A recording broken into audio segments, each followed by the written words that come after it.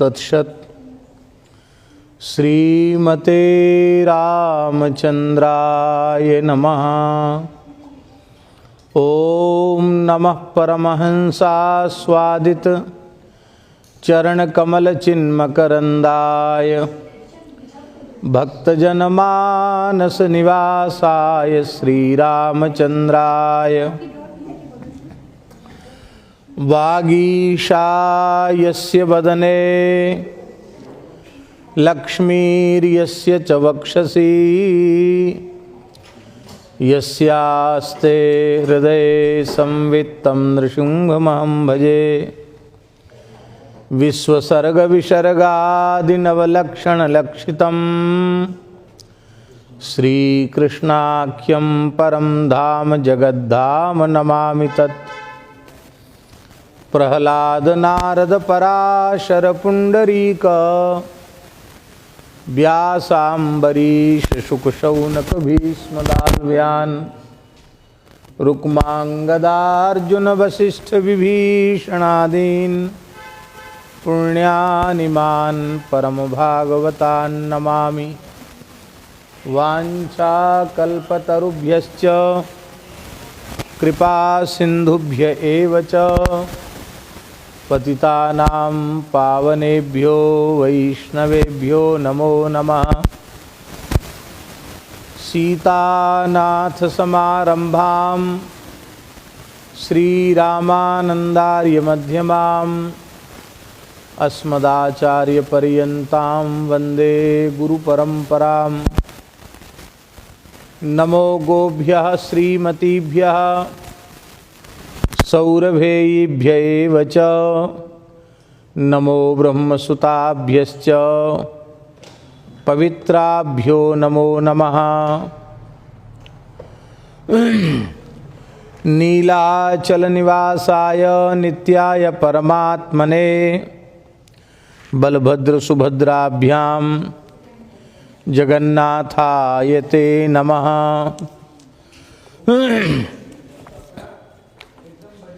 भक्त भक्ति भगवंत गुरु चतुर नाम बपु एक।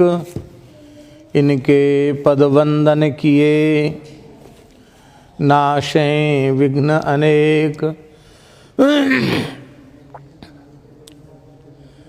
श्री राम जय जय राम।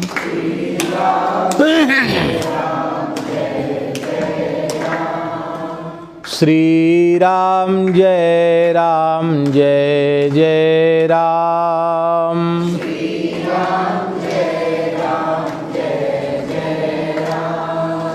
सीताराम जय सीताराम।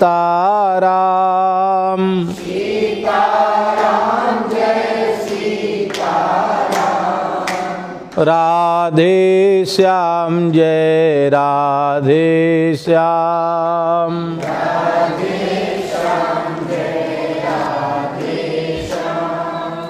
जय रघुनंदन जय सिया राम।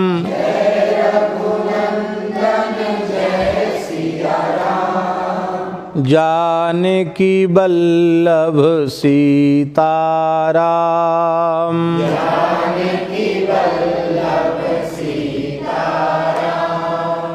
कमला बिमला मिथिला धाम।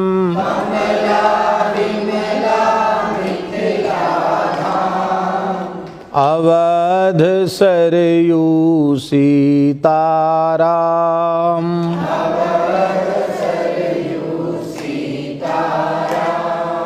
श्री राम जय जय राम।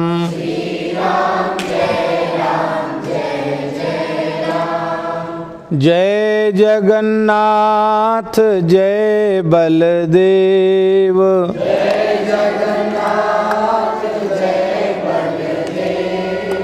जय सुभद्रा जय नीलाचल धाम।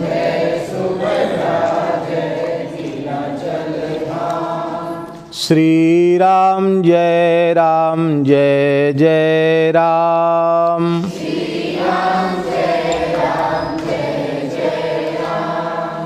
जय गौ माता जय गोपाल, जय गौ माता जय गोपाल। भक्त वत्सल प्रभु दीन दयाल, भक्त वत्सल प्रभु दीन दयाल। श्री राम जय जय राम, श्री राम जय जय राम।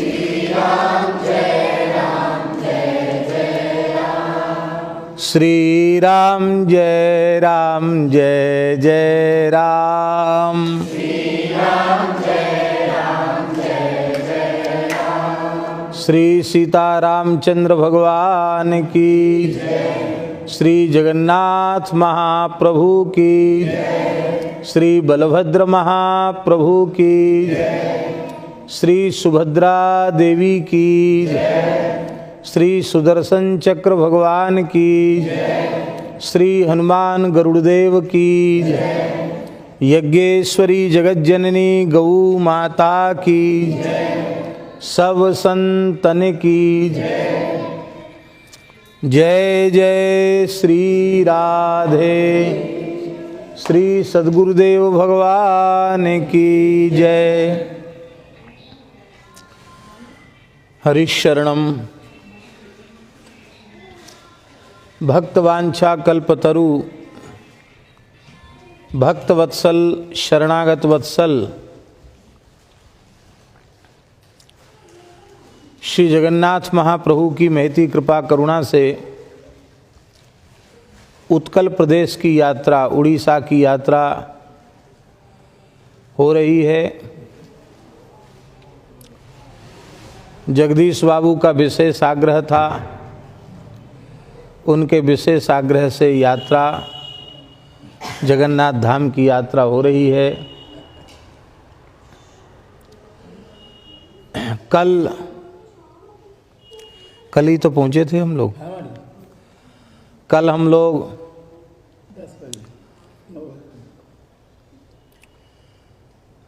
बालेश्वर पहुँचे।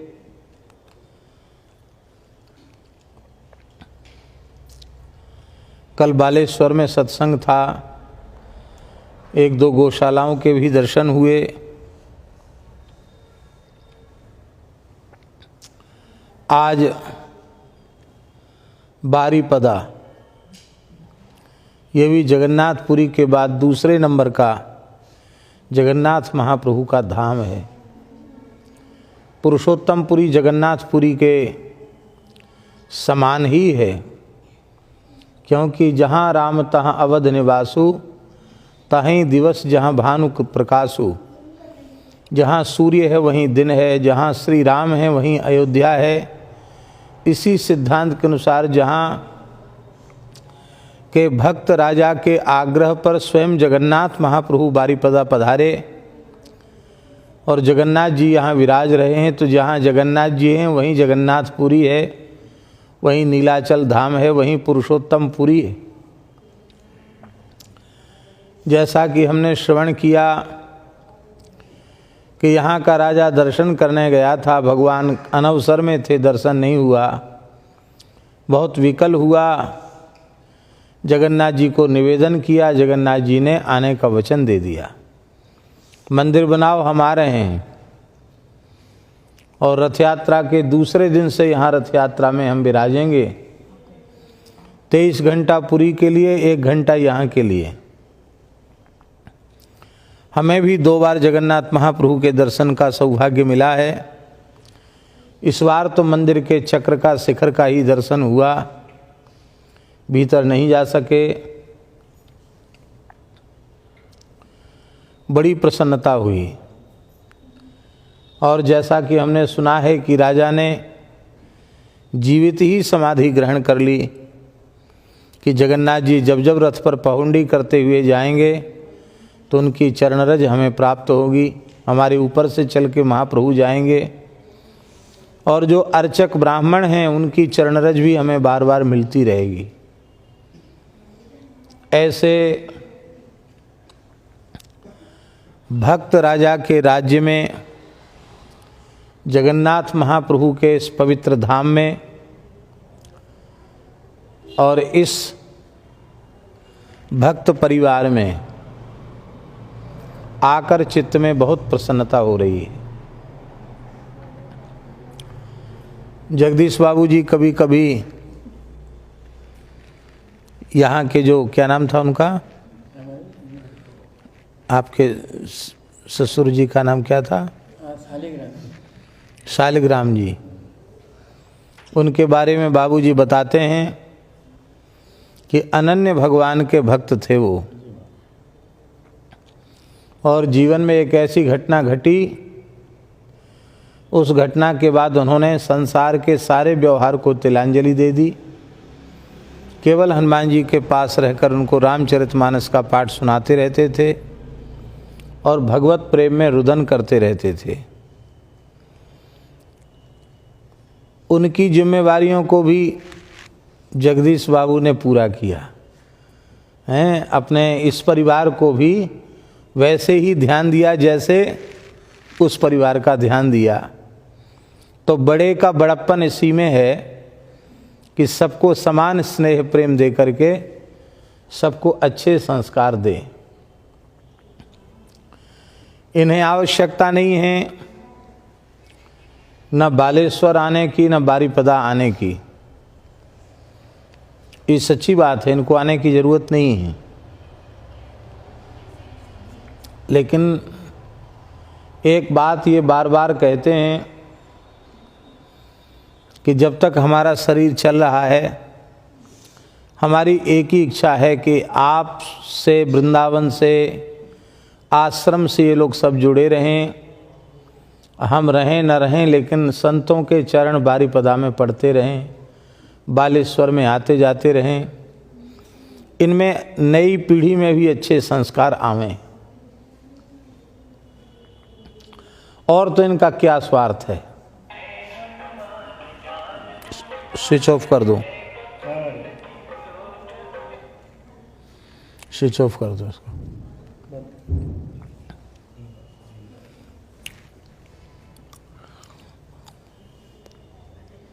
उनको दे दो ना, तुम नहीं जानते, उनको दो। इष्टम धर्मेण योजयेत, जो अपना प्रिय हो, अपना इष्ट हो, उसको धर्म से जोड़ना चाहिए। यही बात इनके मन में है। बालेश्वर में भी गौ सेवा हो रही है, घर में गाय है, और उमेश बाबू पूरा ध्यान देते हैं। वहाँ जो माँ भारती गौ सेवा केंद्र है, जहाँ लगभग 1200 गाय है, उसमें वो तन मन धन से सेवा समर्पित करते हैं। यहाँ भी बारीपदा में भी विवेकानंद, स्वामी विवेकानंद शिक्षण संस्थान, शिक्षाश्रम, वहाँ पहले भी गए थे, इस बार भी दर्शन करके मन में बड़ी प्रसन्नता हुई। वहाँ की भी गौ सेवा देखी, और इस परिवार ने भी फार्म हाउस, क्या नाम है फार्म हाउस का? इनका जो अभी गए थे फार्म हाउस का नाम ठीक। तो यहाँ प्रसन्न और स्वस्थ गायों का दर्शन करके और तुलसी का दर्शन करके मन खूब प्रसन्न हुआ। तो गायों के प्रति भावना, प्रेम, क्योंकि प्रायः पूरे देश में इस बात की प्रसिद्धि है कि जिस घर में गाय नहीं या गौ सेवा नहीं, उस घर में प्रायः हमारा जाना नहीं होता। जो गाय का नहीं वो गोविंद का नहीं, और जो गोविंद का नहीं वो हमारा कैसे हो सकता है? जो गाय का है वही गोविंद का है, और जो गोविंद का है तो गोविंद के नाते वो हमारा अपना है। ऐसा भाव अपने मन में है तो बड़ी प्रसन्नता है कि सब संत सेवा, गौ सेवा, ठाकुर सेवा में लगे हुए हैं। यहाँ की माताएं कभी कभी कुछ भजन गाती हैं तो बाबूजी उनके भजन भी सुनवाते हैं मोबाइल पर कि देखो कितने सुंदर भजन गा रही हैं। सब घरों में लाल जी विराजमान हैं। लाल जी का दर्शन करके, इनकी सेवा को देख के भी मन खूब प्रसन्न है। यही संस्कार सदा सर्वदा परिवार में बने रहें, इसकी आवश्यकता है। सच्ची पूंजी यही है, क्योंकि हमारे आचरण पवित्र हैं, हमारा खान पान पवित्र है, हमारी बुद्धि पवित्र है, हमारा मन पवित्र है, तो हमें जो कुछ भगवत कृपा से मिला है वो सब सफल है, सार्थक है, उसकी उपयोगिता है। यदि हमारा आहार अशुद्ध हो गया, हमारे विचार अपवित्र हो गए, हमारा जीवन अव्यवस्थित हो गया, हम स्वेच्छाचार परायण हो गए, तो हमारे जीवन की सारी उपलब्धियां किसी काम की नहीं है, सब व्यर्थ हैं, कोई मतलब नहीं, कोई प्रयोजन नहीं। ये भगवान की बड़ी कृपा है कि सभी व्यसन मुक्त हैं, सबका खान पान भी पवित्र है। घर में प्रायः ठाकुर जी की सेवा में सब गोव्रत का पालन भी करते हैं, ये बहुत अच्छी बात है। तो ये संस्कार आगे तक चलते रहें, आगे तक बढ़ते रहें, इसकी बहुत आवश्यकता है। घर के बालक बालिकाएं सदाचार संपन्न होंगे तो परिवार के लोगों के वृद्ध होने पर सद्भाव पूर्वक वे सेवा भी करेंगे। और यदि उनके भीतर धार्मिकता के संस्कार नहीं होंगे, पवित्र सत्संग के संस्कार नहीं होंगे, तो वे अपने बड़ों का भी आदर नहीं करेंगे। आज हमें बड़ी प्रसन्नता हुई एक महात्मा से मिलकर के, बड़े सौम्य सरल शांत महात्मा श्री सनत कुमार दास जी। उन्होंने बताया, विरक्त महात्मा हैं, पर उन्होंने बताया कि हम अपनी जन्मदात्री माता की सेवा कर रहे हैं,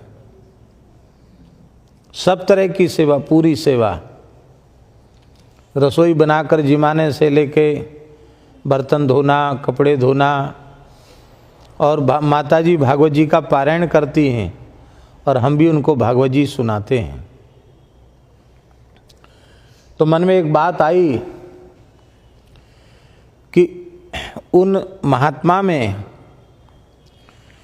ये पवित्र संस्कार न होते, सत्संग के, भक्ति के अच्छे संस्कार न होते, तो एक बार गृह त्याग कर देने के बाद, महात्मा हो जाने के बाद, वे इतनी श्रद्धा पूर्वक अपनी जन्मदात्री माता की सब प्रकार की सेवा कर रहे हैं, वो सेवा कैसे करते? ध्यान में आई बात? नहीं आई?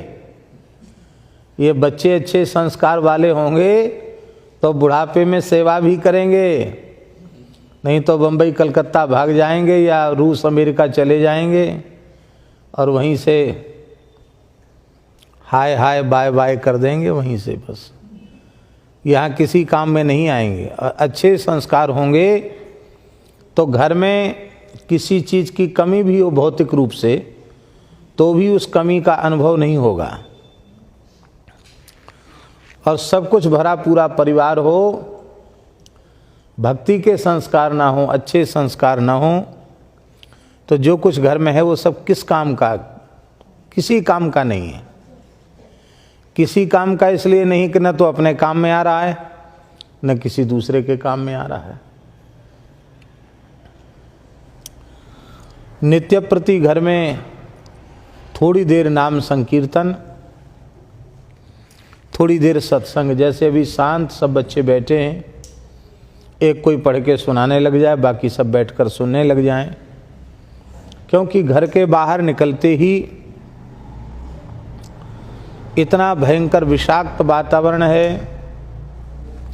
और जिन घरों में भक्ति के संस्कार नहीं हैं, वैष्णवता के संस्कार नहीं हैं, उन घरों में ही कुसंग है।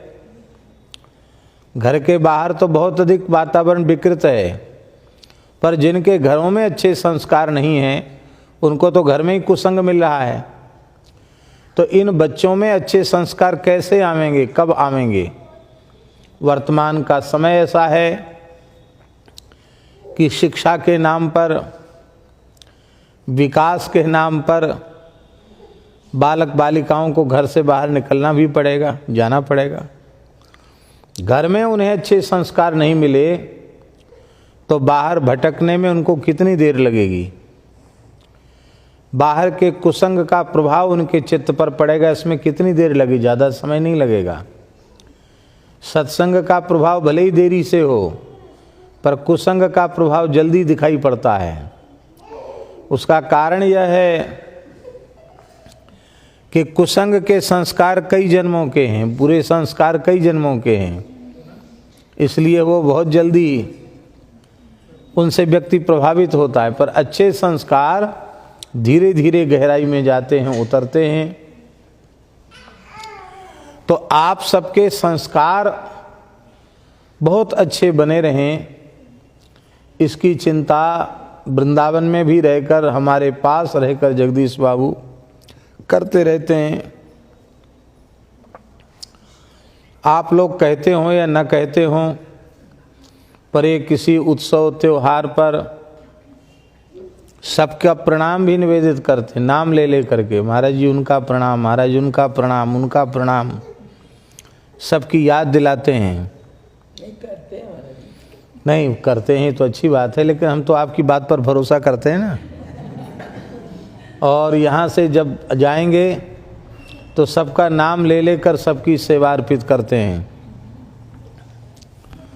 भगवान की बड़ी कृपा है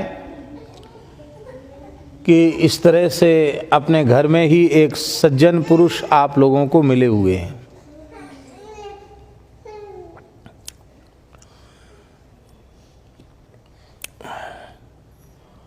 थोड़ी सी चर्चा हम करेंगे।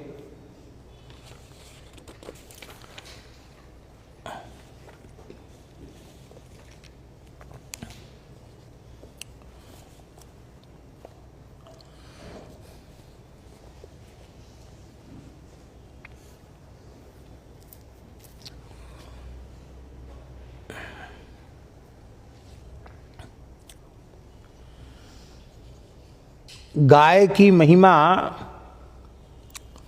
वेदादि शास्त्रों में बड़े रूप में कही गई है।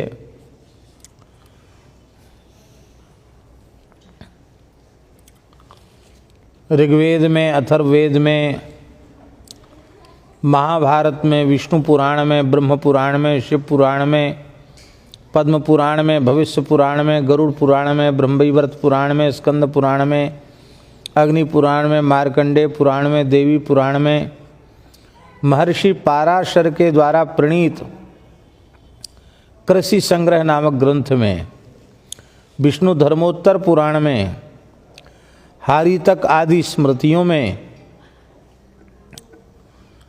गो महिमा, गो सेवा विज्ञान, गो चिकित्सा, गौशालाओं का स्वरूप, इनका विस्तार पूर्वक वर्णन किया गया है। कौटिल्य, जिनका दूसरा नाम चाणक्य, इस देश के महान मनीषी, महान तपस्वी, महान कूटनीतिज्ञ और एक महान राष्ट्रभक्त चाणक्य ने, जिनको कौटिल्य भी कहा गया, उन्होंने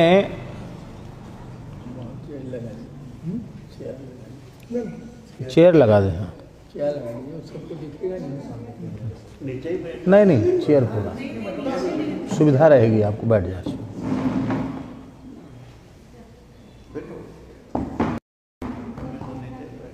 ना ना, उधर ही लगा दो, उसके पास लगा दो, खंभे के पास।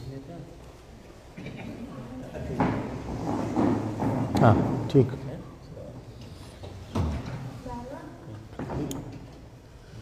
हाँ उसी पे बैठ जाओ, बैठ जाओ। अर्थशास्त्र का प्रणेता कौटिल्य, जिनका एक नाम चाणक्य, जिन्हें हम महान ऋषि ही मानते हैं। किसी काल में जब चंद्रगुप्त मौर्य इस देश के सम्राट थे, तो इस देश के प्रधानमंत्री चाणक्य ही थे। और जब सेल्यूकस इस देश के उस परम नीतिज्ञ प्रधानमंत्री चाणक्य का दर्शन करने गया, तो उसे आश्चर्य हुआ। इस देश का प्रधानमंत्री फूस की झोपड़ी में रहता था। विशाल गौशाला थी,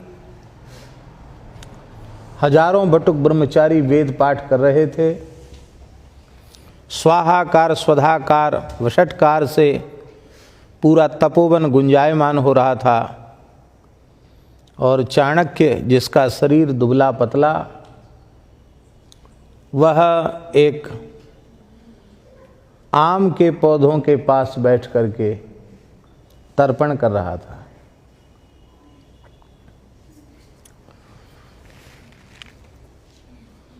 संवाद हुआ और पूछने पर यह पूछा गया कि आम के पौधों के पास तर्पण क्यों? तो चाणक्य ने कहा, एका क्रिया द्व्यर्थ करी प्रसिद्धा, आम्राश्च सिक्ताः पितरश्च प्रीणिताः। चाणक्य ने कहा कि बुद्धिमान व्यक्ति को ऐसी क्रिया करनी चाहिए जिससे काम तो एक हो पर उससे अनेक कार्य सिद्ध हो जाएं। हम तर्पण का जल ऐसे ही बहा देते तो जल संरक्षण नहीं होता। हम जल संरक्षण की शिक्षा नहीं दे सकते थे। जल किसी न किसी उत्तम उपयोग में आना चाहिए, क्योंकि जल ही सबका जीवन है। तो तर्पण करना ही था, तो आम के छोटे छोटे पौधों के पास तर्पण किया, तो पितर तो तृप्त हो ही गए और आम के पौधों में पानी भी चला गया। तो एक क्रिया से दो प्रकार के प्रयोजनों की सिद्धि हुई। तब उसे लगा कि ऐसा बुद्धिमान, लोभ रहित, तपस्वी प्रधानमंत्री जिसे प्राप्त होगा, उस राजा की पराजय कभी हो नहीं सकती है। उन कौटिल्य ने राजनीति शास्त्र लिखा, जिसको कौटिल्य का अर्थशास्त्र कहा जाता है।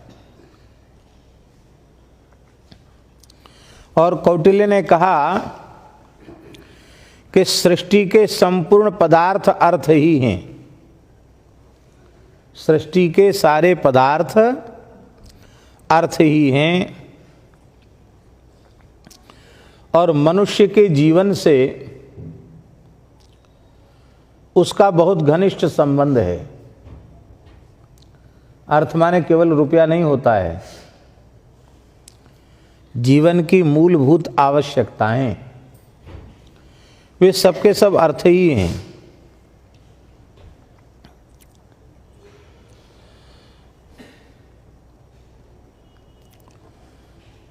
और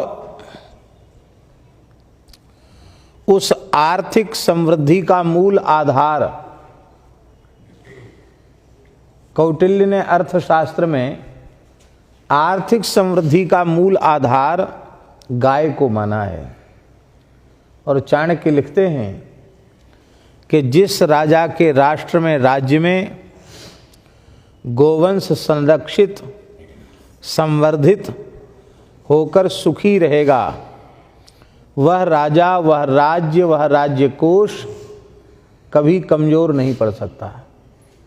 वो सदा श्री से युक्त रहेगा, श्री से संपन्न रहेगा। क्योंकि सारे पदार्थ हमें पृथ्वी से प्राप्त होते हैं। अन्नादि के बिना मनुष्य का जीवन संभव नहीं है, और अन्न पृथ्वी से होता है। और पृथ्वी की उर्वरा शक्ति गाय के गोबर गोमूत्र के प्रयोग से ही सुरक्षित रह सकती है, दूसरा कोई उसका साधन नहीं है। तो गाय के बिना अन्नादि की उपज भी संभव नहीं है। उस अन्न की उपलब्धि में गाय के पुत्र प्रधान कारण बनते हैं, वृषभ, बैल। और इधर उड़ीसा और मध्य प्रदेश का काफ़ी इलाका ऐसा है जहाँ आज भी भौगोलिक परिस्थिति ऐसी है कि वहाँ यंत्र से कृषि संभव नहीं है, वहाँ बैल से आज भी खेती होती है। और प्रजा को निरोग रखने के लिए, उनकी रोग प्रतिरोधक क्षमता को बढ़ा करके रखने के लिए, उन्हें दीर्घायुष्य प्रदान करने के लिए और उन्हें सात्विकता के विचार देने के लिए अत्यंत उपयोगी हैं गव्य पदार्थ। गव्य पदार्थ का अर्थ है भारतीय देसी गाय के दूध, दही, घृत आदि से बने हुए पदार्थ।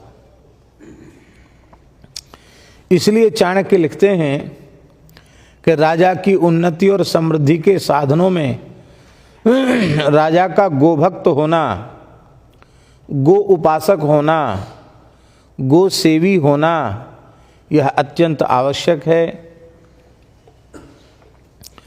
गोधन से संपन्न होने की शिक्षा कौटिल्य ने दी है।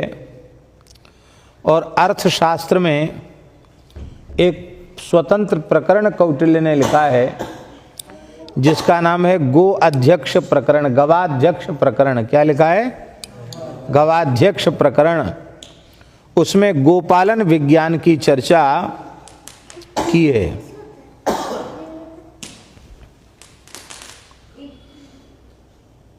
धर्मशास्त्र में भी इस बात को अच्छी प्रकार से समझाया गया है। गौशाला कैसी होनी चाहिए, इसका वर्णन भगवान कृष्ण द्वैपायन व्यास जी महाराज ने स्कंद पुराण में किया है। हमने स्कंद पुराण में उसको पढ़ा है।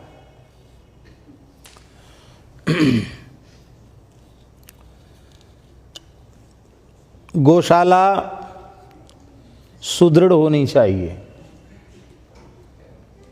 जिससे कि कोई दैवी आपदा में गोवंश पीड़ित न हो। बाढ़ आ गई, आंधी तूफान आ गई, तो उससे गायों की सुरक्षा बनी रहे, इसके लिए बड़ी मजबूत गौशाला होनी चाहिए, सुदृढ़ होनी चाहिए, विस्तीर्ण होनी चाहिए। क्योंकि बहुत संकीर्ण जगह में गाय सुखी नहीं रहती है, उसको थोड़ा घूमने फिरने की जगह होनी चाहिए। समतल होनी चाहिए, ऊंची नीची नहीं होनी चाहिए।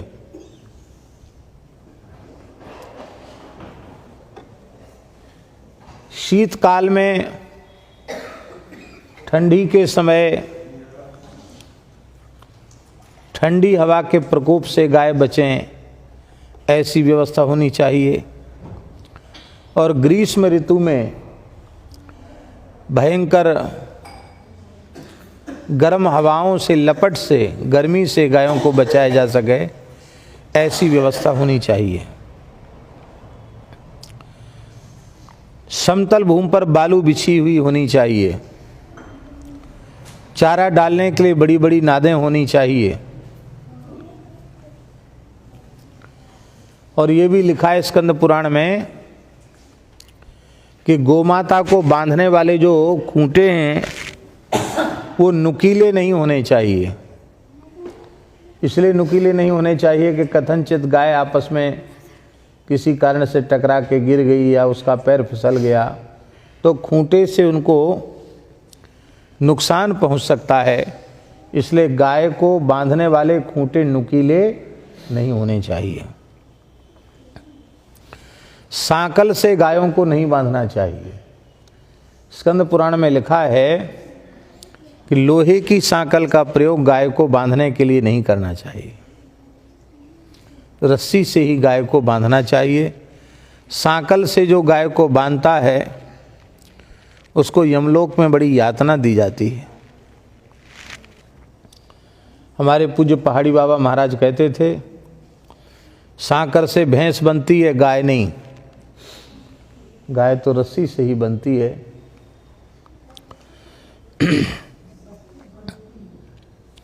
गाय को पानी पीने के लिए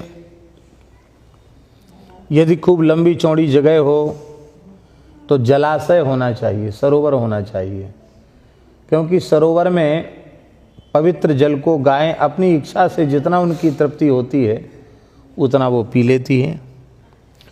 और एक विशेष बात है, गाय जलाशय को कभी मैला गंदा नहीं करती। भैंस का स्वभाव होता है वो जलाशय बड़ा हो छोटा हो भीतर घुसेगी, गोबर भी उसी में करेगी और मूत्र भी उसी में करेगी। पर गाय कभी गोबर गोमूत्र पानी के भीतर नहीं करती। यद्यपि उसका गोबर गोमूत्र जल का विशोधक है, लेकिन ये विशेषता है गाय में। गाय पानी को गंदा मैला नहीं करती है।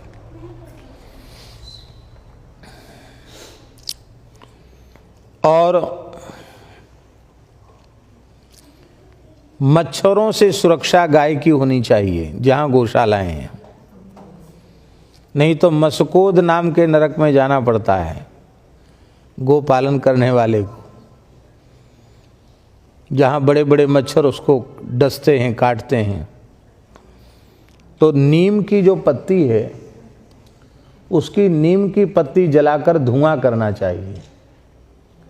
सायंकाल प्रातःकाल जब थोड़ा मच्छरों का प्रकोप होता है उस समय गौशालाओं में नीम की पत्ती, इससे सिद्ध होता है कि गौशाला में नीम है, अर्जुन है, ऐसे वृक्ष लगाना चाहिए जिनकी पत्तियां गाय के उपयोग में आ सकें।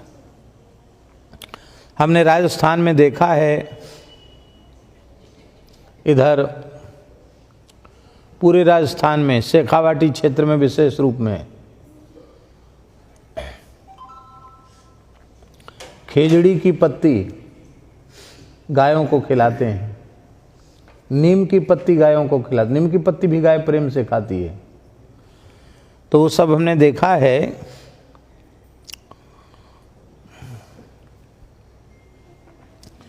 इस प्रकार की सुसज्जित गौशाला जो बना करके देता है किसी तीर्थ में, तो स्कंद पुराण में लिखा है कि वह व्यक्ति धन्य है, उसका मातृकुल पितृकुल दोनों के पितर अत्यंत संतुष्ट हो जाते हैं, तृप्त हो जाते हैं।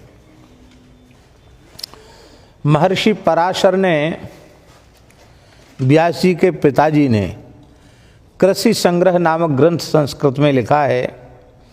उस कृषि संग्रह में भी महर्षि पराशर ने गौशालाएं कैसी होनी चाहिए उसका वर्णन किया है।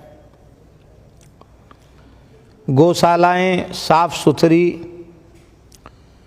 और गोबर आदि से रहित होनी चाहिए। आज हमने गौशाला का दर्शन किया तो अच्छा लगा, बहुत सुंदर साफ स्वच्छ गौशाला थी। बहुत सी जगहों में गाय को लोग जूठा खिलाते हैं, घर की जूठन बची बचाई गाय को देते हैं, वो ठीक नहीं है। इधर तो हम गाय को पूज्य मानते हैं, सारे देवताओं का निवास, संपूर्ण तीर्थों का निवास गाय में मानते हैं, और गाय को जूठा खिलावें, ये अच्छी बात नहीं है, विवेकपूर्ण बात नहीं है।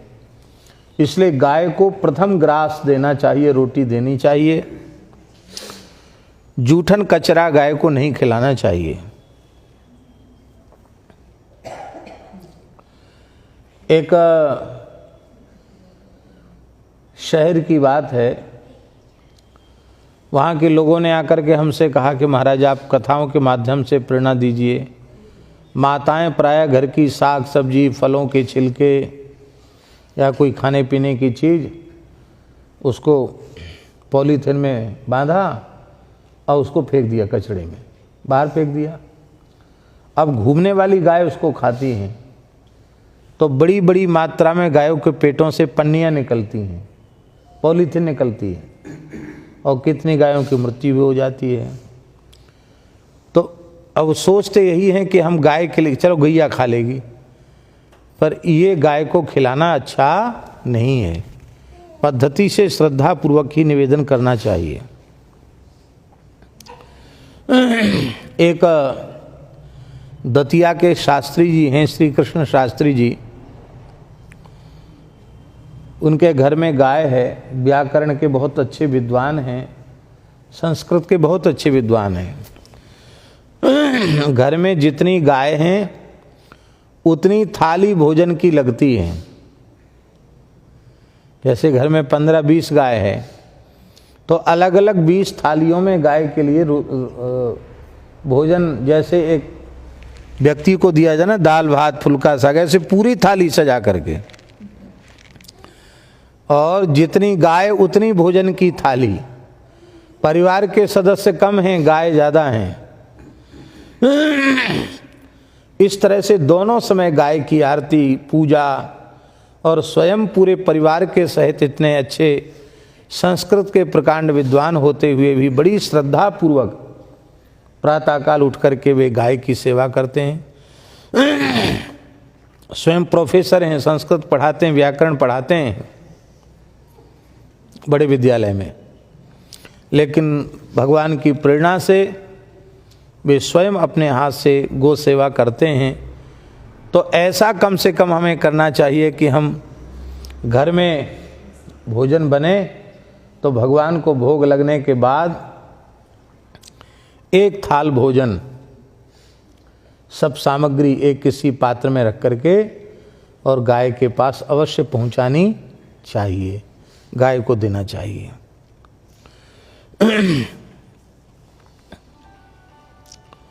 जहाँ गाय बंधती हो वहाँ बकरियों को नहीं बांधना चाहिए।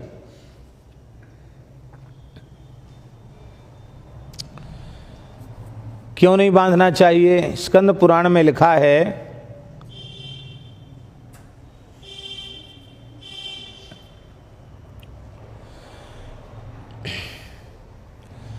गावः नास मवाप्नोति तथा तत्राज बंधने। जहाँ गाय बांधी जाती वहाँ यदि बकरी साथ में रखी जाए तो उससे गोवंश की उन्नति नहीं होती है, गोवंश नष्ट होता है।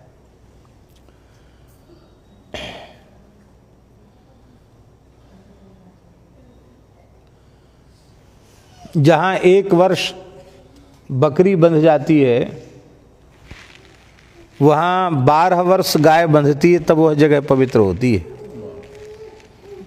इसलिए गाय को बकरी को गायों के साथ नहीं रखना चाहिए, अलग रखना चाहिए। गौशालाओं में मलमूत्र का त्याग नहीं करना चाहिए। संध्या के समय गौशालाओं में भारतीय देसी गाय के घी का दीपक जलाना चाहिए, भले ही थोड़ी देर के लिए जले। स्कंद पुराण में लिखा है कि संध्या के समय जो गौशाला में दीपदान करते हैं उनसे लक्ष्मी की वृद्धि होती है, क्योंकि गायों में लक्ष्मी का निवास है। अभी कौन सा महीना चल रहा है? माघ। माघ के महीने में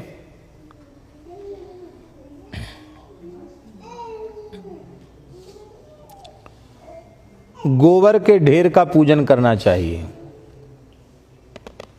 जहां गोबर इकट्ठा किया गया है उस ढेर का माघ मास में गोबर के ढेर का पूजन करना चाहिए।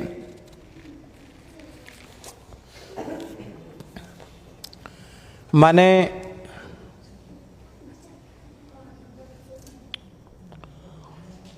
क्वार, कार्तिक, अगहन और पूष, ये 4 महीनों का गोबर इकट्ठा करके माघ मास में उसका विधिवत पूजन करना चाहिए, गोबर के ढेर का।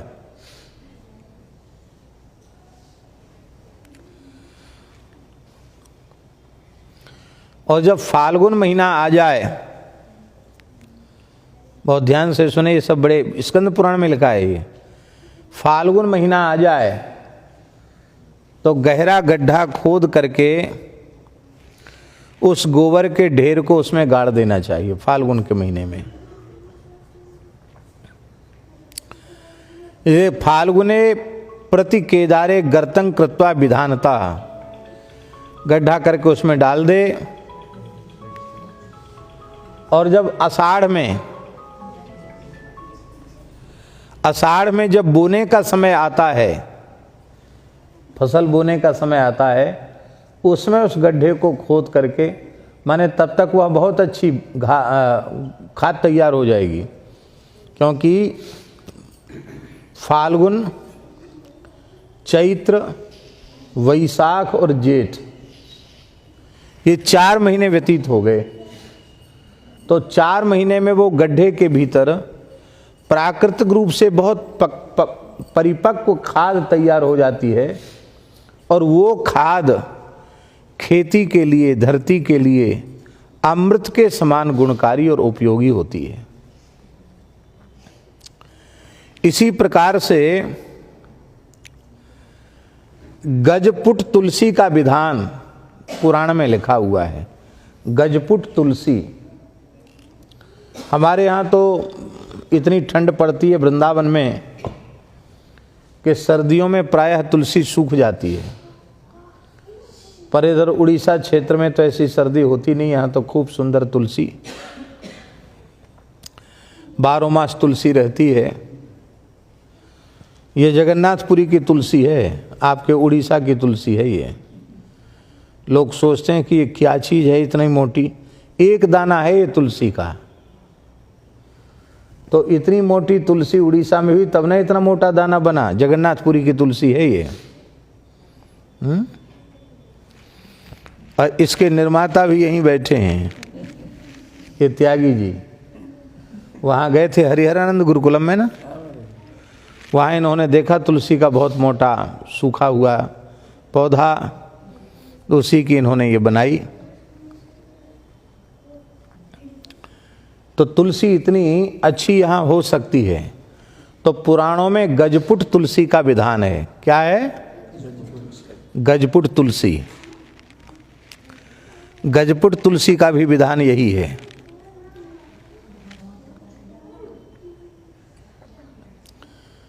1 मीटर गहरा गड्ढा खोदे, और 1 मीटर गहरा और 1 मीटर चौड़ा। कितना? 1 मीटर गहरा और 1 मीटर चौड़ा। वो इसी महीने में खोदने का विधान है, माघ के महीना में।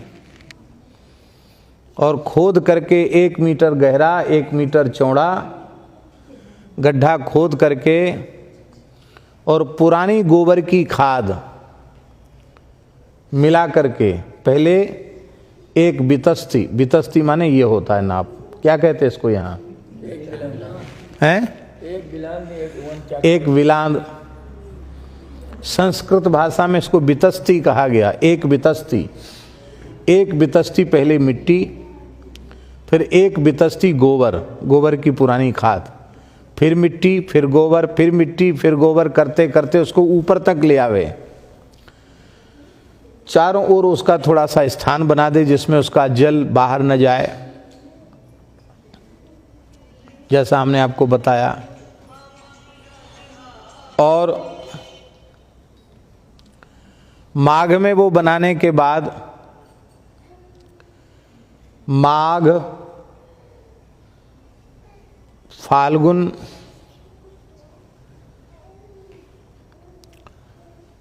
चैत्र, वैशाख, ये 4 महीना वो रहा आवे।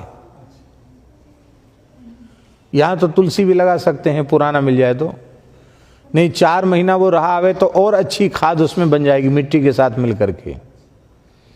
बीच में कुछ पानी भी डाल दो, फिर वो सूख जाए तो गर्मियों में खूब बढ़िया से वो हो जाएगा। फिर एक पानी बरस गया तो वो पूरा गजपुट गड्ढा तैयार हो गया। तो आषाढ़ मास में उसमें तुलसी लगानी है। कब लगानी है? आषाढ़ मास में तुलसी लगानी है। फिर उस तुलसी का विकास इतना होता है कि बहुत मोटी तुलसी पैदा होती है, और इतनी बड़ी तुलसी तक आप सावधानी से उसको नीचे गिरने से बचावें और लकड़ी से रोक रोक करके उसको ठीक से उसकी सुरक्षा करें।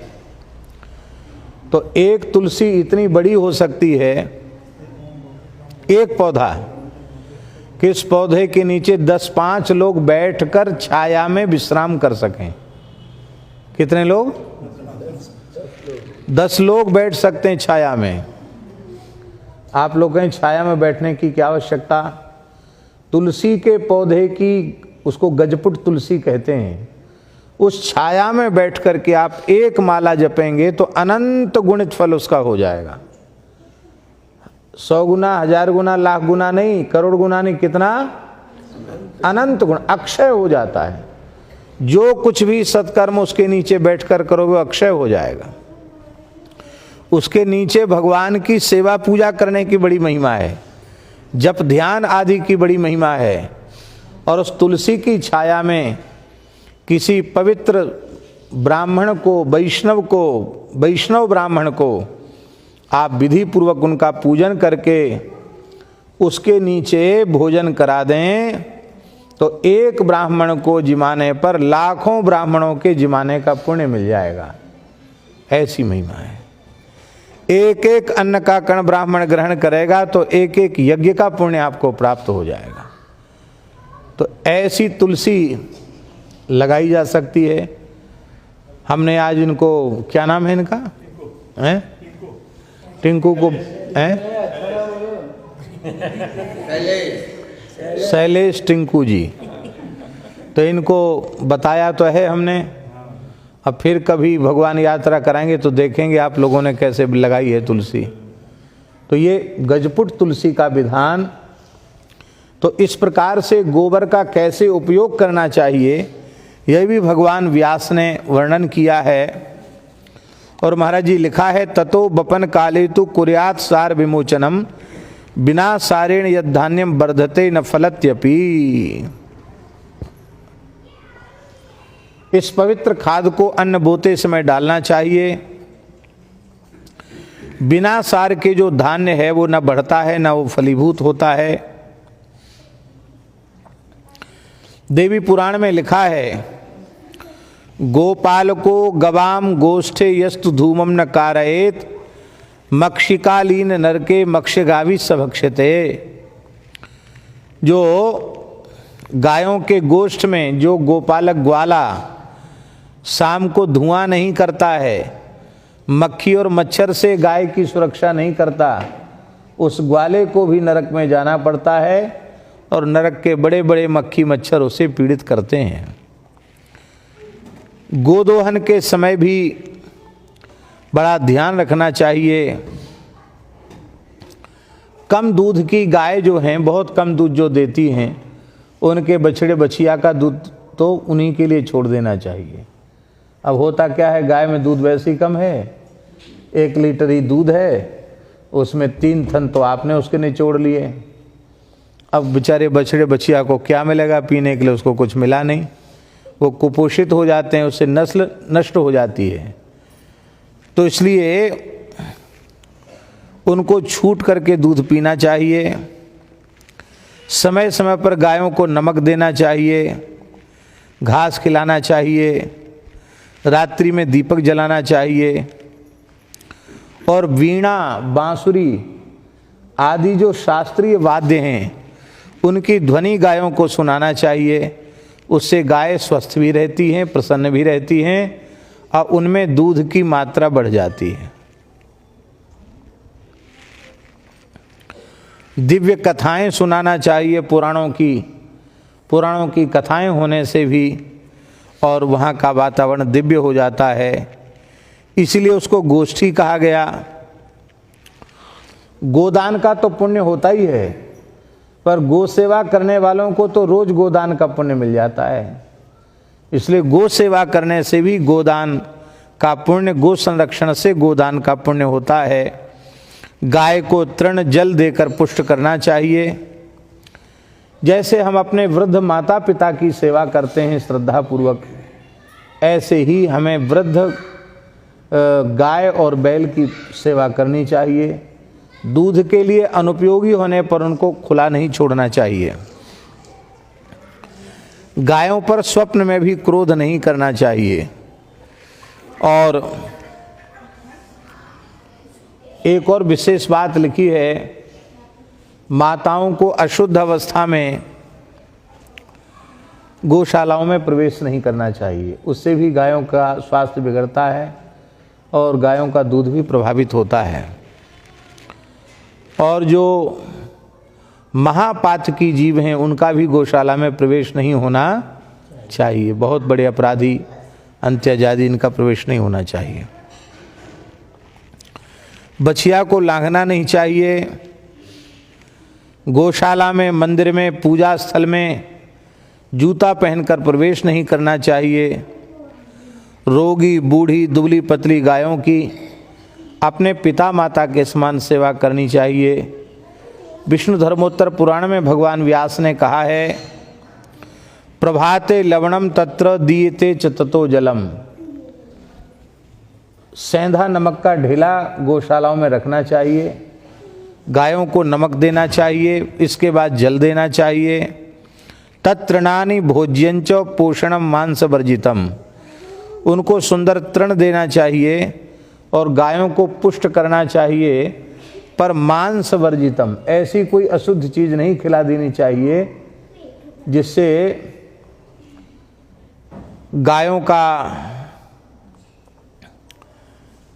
गायों के प्रति हमारे द्वारा अपराध बने, पाप बने। यहाँ जो पुराण में लिखा है पोषणम मांस वर्जितम, एक हमारे बड़े प्रेमी हैं वृंदावन के, बाहर भी कथा कहने जाते हैं, तो उन्होंने अपनी अनुभूति हमको बताई। डॉक्टर श्री श्याम सुंदर पारासर जी, उन्होंने एक अनुभूति हमको बताई कि विदेश में, संभवतः अमेरिका में कहीं गए थे वो, तो किसी ने कहा हमारा दूध ले लो, तो दूध पीते ही उनको बमन हो गया, उल्टी हो गई। दूध तो पी लिया पर थोड़ी देर में जी मिचलाया और उनके बमन हो गया। तो उन्होंने कहा कि कैसा दूध था? बोले दूध तो ठीक है, यहाँ मिलावटी काम यहाँ होता नहीं, यहाँ मिलावट नहीं होती, जैसे इधर भारत में मिलावट लोग कर देते, वहाँ मिलावट नहीं होती। तो एक गौशाला में जाकर के देखने का अवसर मिला, तो वहाँ क्या देखा उन्होंने कि वो मांस के लिए गायों का पोषण करते हैं।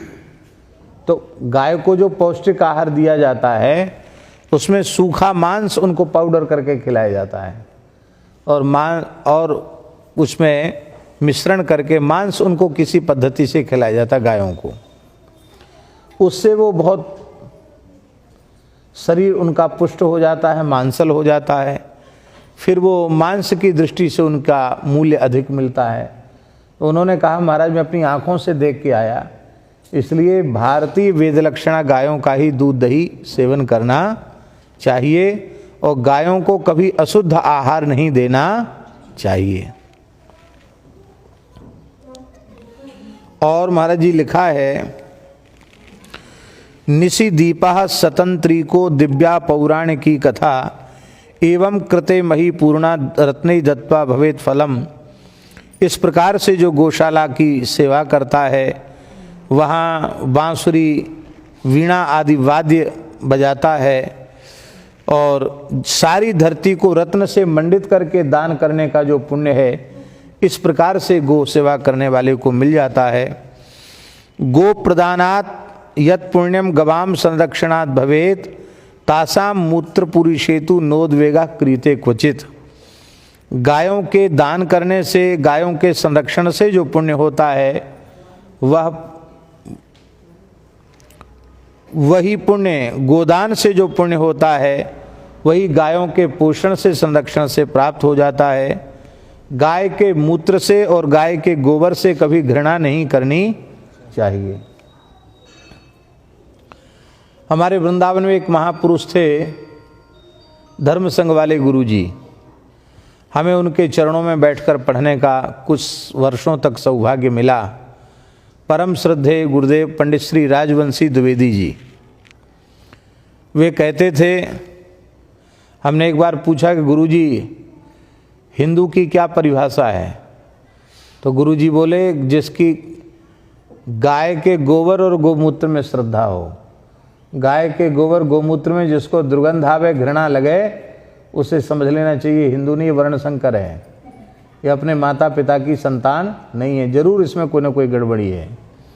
ऐसी बात वो कहते थे।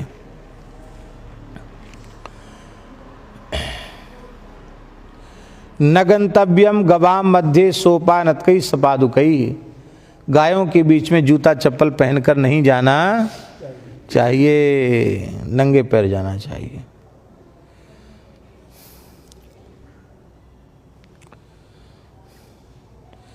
जो गायों को औषधि, नमक, जल और आहार, ये 4 चीज़ें जो गायों को देता है, उसका सौभाग्य निरंतर बढ़ता है और उसको लावण्य की प्राप्ति होती है। गायों को केवल खुजावे, गवाम कंडुइनम धन्यम गो प्रदान फलप्रदम, गायों को खुजली करने से भी गोदान का पुण्य प्राप्त हो जाता है।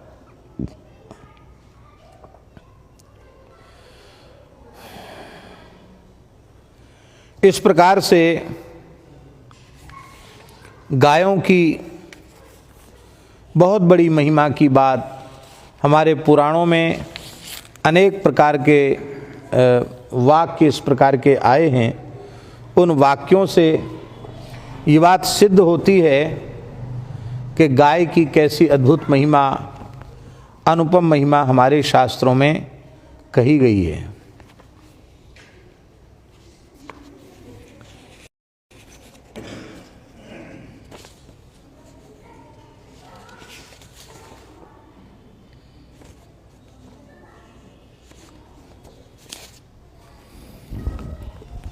एक पद विनय पत्रिका का करके, क्योंकि विनय पत्रिका का सत्संग चल रहा है, हम आज के वक्तव्य को पूर्ण करेंगे। आज का पूरा दिन बारीपदा में ही सार्थक हुआ। पंडित जी के यहाँ क्या नाम है आपका? पंडित जी आपका नाम है रामादर्श दास। श्री रामादर्श दास जी के यहाँ भी देशी गाय का दर्शन करके, शालिग्राम जी का दर्शन करके और बड़ी प्रसन्नता हुई, बहुत अच्छा लगा।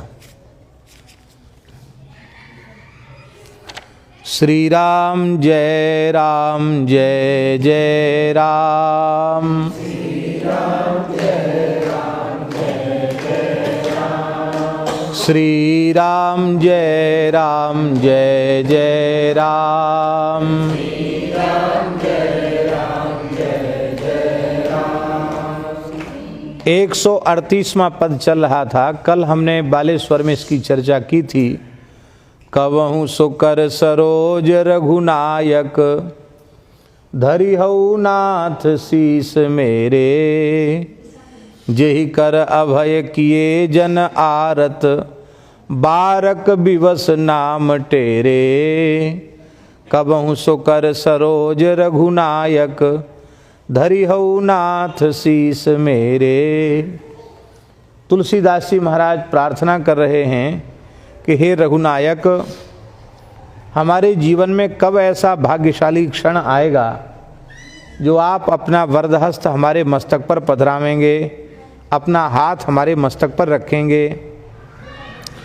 जिस हाथ से आप आर्त भक्तों को, शरणागतों को अभयदान देते हैं, एक बार भी जिन्होंने आर्त स्वर में आपका नाम पुकारा, आप दौड़कर उनके पास चले जाते हैं और अपना वरदहस्त उनके मस्तक पर पधरा करके उनको अभयदान दे देते हैं।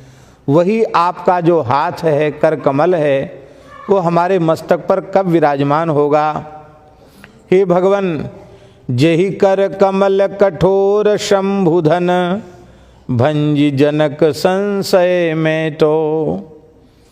जिस कर कमल से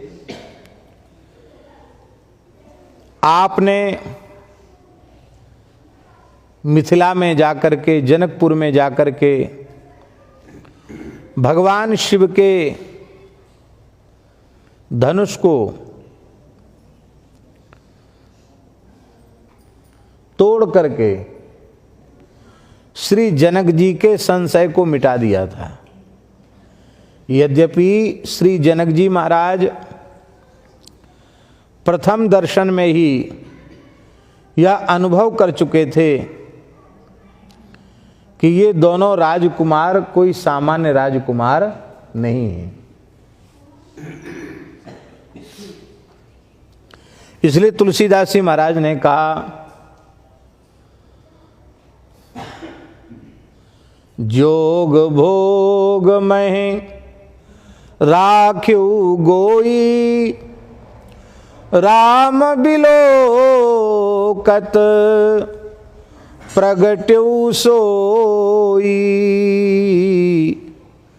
बंदौ परिजन सहित विदेहु, जाहि राम पद गूढ़ सनेहु।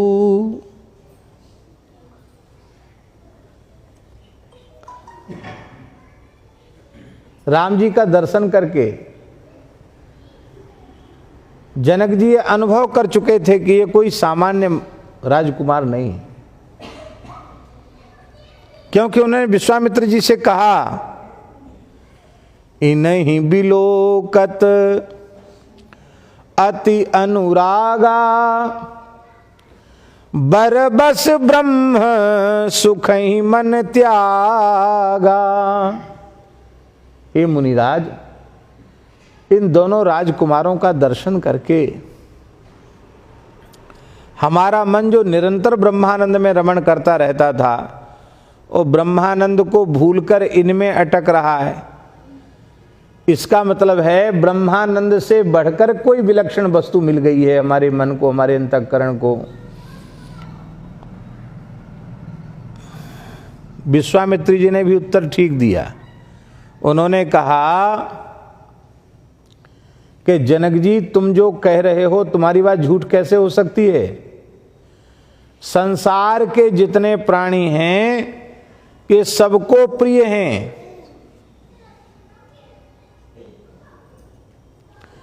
इस गूढ़ वाणी को सुनकर के राम जी मुस्कुरा गए। अब एक बड़ी बात, विचित्र बात है कि संसार के सभी देहधारियों को, प्राणियों को ये प्रिय हैं। ये बात कैसे है? भगवान तो सबको प्रिय नहीं है। अरे भाई, आत्मा सबको प्रिय होता है,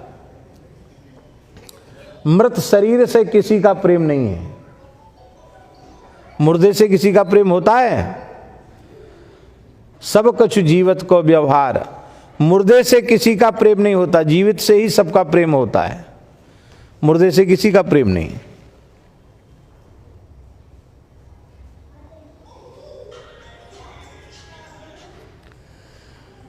इसका मतलब है शरीर से प्रेम नहीं है, सबका प्रेम आत्मा से है।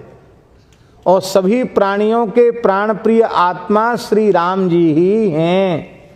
राम जी ही सर्वांतर्यामी आत्मा हैं सबके।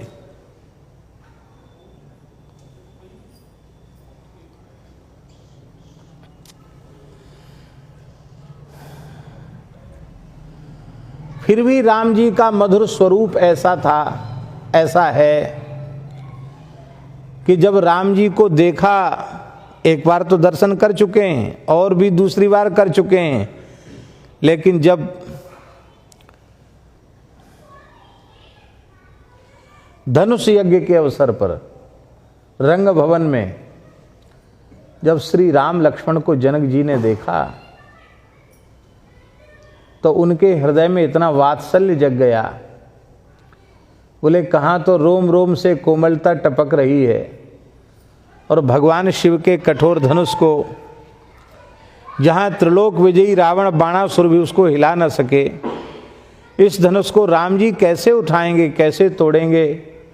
हमारी बेटी का विवाह हो न हो, पर यदि इनके कमर में कोई पीड़ा पहुंच गई, इनकी कलाई मुरक गई और इनके खिले हुए मुखारबिंद पर थोड़ा भी वेदना का चिन्ह आ गया, तो मैं उसे सहन नहीं कर पाऊंगा, मेरे तो प्राण निकल जाएंगे।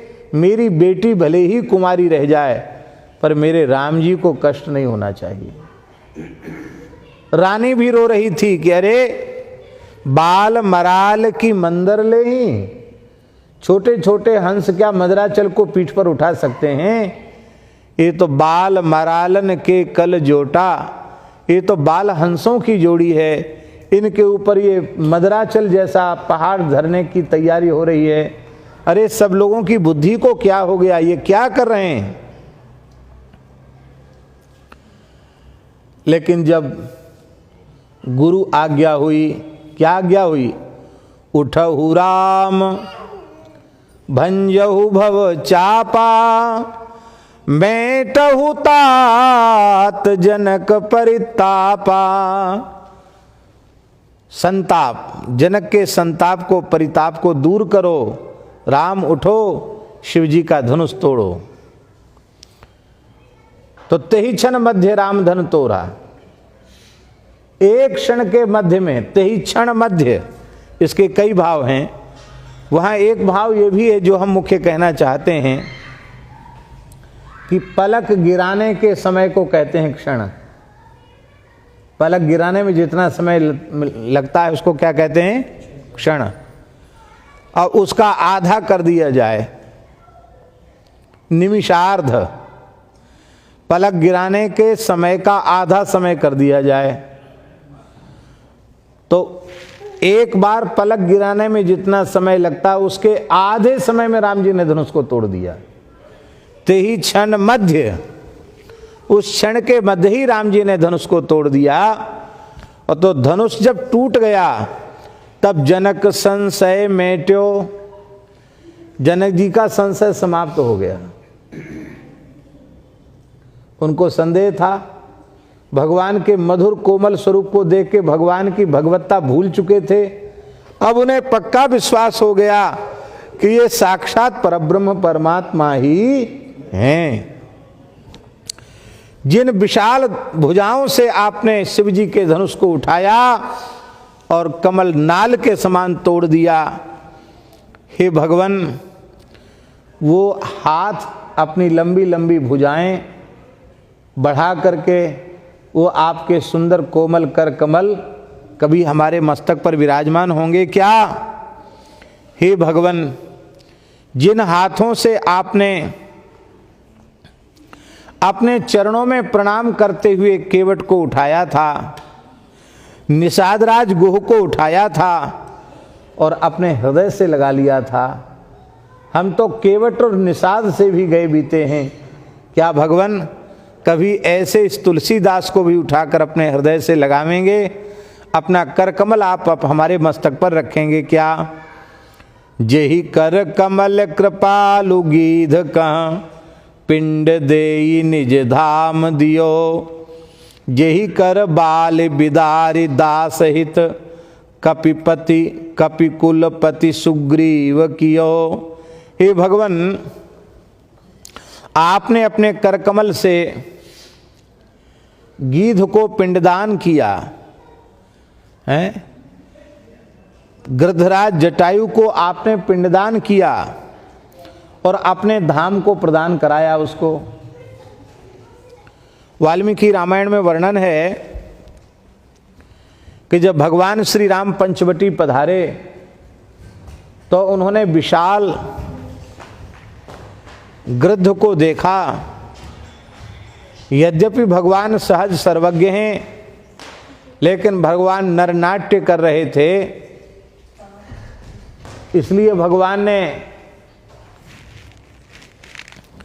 नरनाट्य कर रहे थे भगवान, इसलिए भगवान ने लक्ष्मण से कहा कि लक्ष्मण, इस जनस्थान में अनेक राक्षस रहते हैं, इतना विशाल गिद्ध तो हमने देखा ही नहीं, हो सकता ये भी कोई राक्षस ही हो। यह बात राम जी ने लक्ष्मण जी से कही, वाल्मीकि में। यह सुनकर के वह पक्षी बोला, वत्स राम भद्र, मैं राक्षस नहीं हूं, मेरा नाम गृद्धराज जटायु है। मैं तुम्हारे पूज्य पिता चक्रवर्ती महाराज दशरथ का मित्र हूं, और तुम्हारे पिता के मित्र होने के नाते मैं तुम्हारे लिए पिता के समान आदरणीय हूं। मैं इसी जनस्थान में निवास करता हूं, तुम यहीं निवास करो। तुम्हारे रहने से हमें तो पुत्र का सुख मिलेगा, और मैं भी तुम्हें पिता के जैसा वात्सल्य प्रदान करूंगा। ये किसने कहा? जटायु जी ने कहा। तो महाराज जी वहां लिखा है कि राम जी ने मस्तक रख करके जटायु को प्रणाम किया। आज तो अपने पिता को भी लोग पिता कहने के लिए तैयार नहीं हैं। राम जी ने गृद्धराज जटायु को अपने पिता के समान आदर दिया, प्रणाम किया, और लक्ष्मण और सीता से कहा कि हम निरंतर दुखी रहते थे कि मेरे पिता दशरथ जी का करकमल हमारे मस्तक से उठ गया है, अब हम पितृहीन हो गए हैं। लेकिन आज देखो लक्ष्मण, हम कितने भाग्यशाली हैं, हमें पिताजी का वरदहस्त फिर से मिल गया। राम जी ने केवल पिता वाणी से नहीं कहा, जटायु का अंतिम संस्कार भी अपने करकमल से किया, और उनके लिए पिंडदान श्राद्ध भी भगवान ने किया।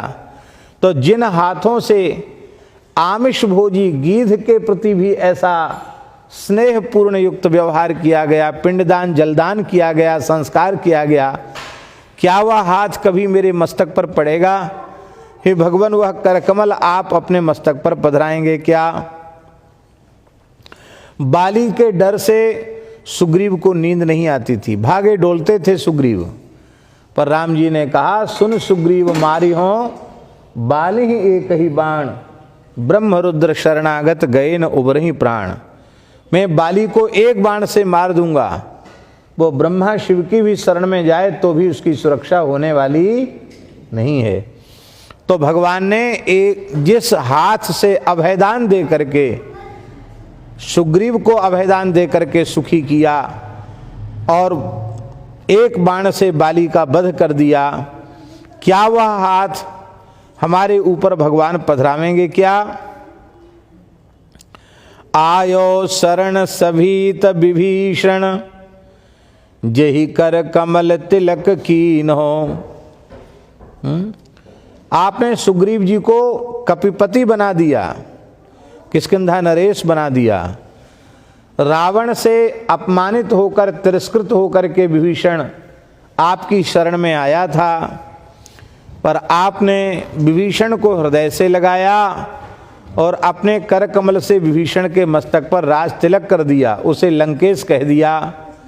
हे भगवान, ऐसा आपका दिव्य स्वभाव, ऐसा अभय आश्रितों को अभय देने वाला आपका जो कर कमल है, जिससे आपने विभीषण को शरण में अपनाया था, विभीषण के मस्तक पर हाथ रखकर उसे निर्भय बनाया था, विभीषण के ललाट पर जिस अंगूठे से आपने तिलक किया था, क्या वह करकमल हमारे मस्तक पर आप कभी विराजमान करेंगे? हे भगवान, वह करकमल मस्तक पर विराजमान कर दीजिए।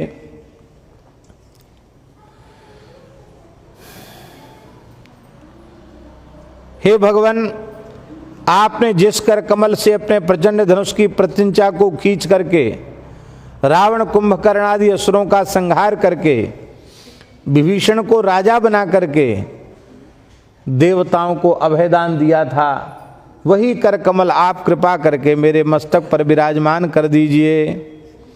अंतिम प्रार्थना कर रहे हैं। शीतल सुखद छाह जेहि कर की, मेटत पाप ताप माया, निशिबासरत ही कर सरोज की, चाहत तुलसीदास छाया, कबहु सुकर सरोज रघुनायक, धरी हो नाथ शीस मेरे।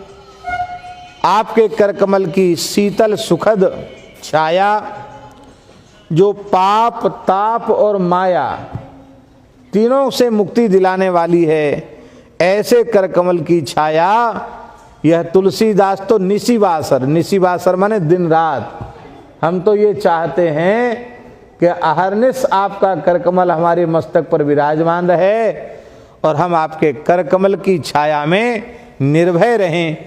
क्योंकि 137 में पिछले पद में तुलसीदास जी ने कहा, तुलसीदास रघुवीर बाहुबल, सदा अभय काहू न डरे। तुलसीदास तो रघुनाथ जी के बाहुबल से निर्भय हैं, वो सदा निर्भय रहते हैं, कभी किसी से डरते नहीं हैं। देखो डरता कौन है, ये बात कह करके हम पूरा कर देते हैं। जो दूसरे को डराता है वो डरता है। ध्यान में आई बात। आप दूसरों को डराएंगे धमकाएंगे तो आपको भी डरना पड़ेगा। आप सबको निर्भय कर दो, निडर कर दो, तो आप भी निडर हो जाओगे। बोलो भक्तवत्सल भगवान की।